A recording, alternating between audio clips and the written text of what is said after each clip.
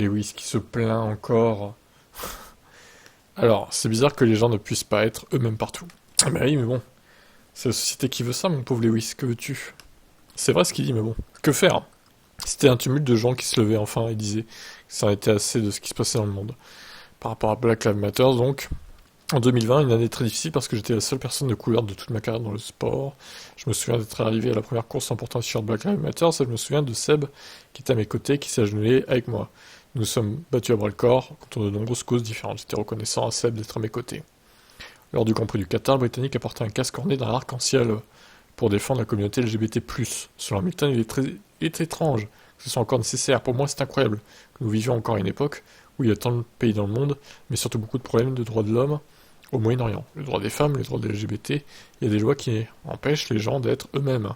J'ai toujours pris des risques et je me suis dit, je vais le faire, qu'ils me jettent en prison ou non.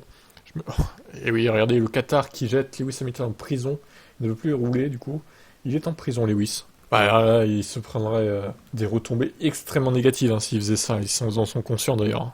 J'ai toujours pris des risques et je me suis dit, je vais le faire. Qu'ils me jettent en prison, non, non, non. Je m'affiche de ce qu'ils vont faire. Je défendrai quelque chose en quoi je crois, même si ça me tue. Peine de mort pour Lewis Hamilton au Qatar, pour avoir porté des couleurs LGBT. Terrible. Pas de 8ème titre du coup. Bon, évidemment, je troll. Heureusement qu'on n'en est pas là. Mais bon, c'est vrai qu'après, il a pris des risques. Hein. C'est d'ailleurs pour ça que la F1 et la FIA ne veut plus qu'il y ait ce genre de choses.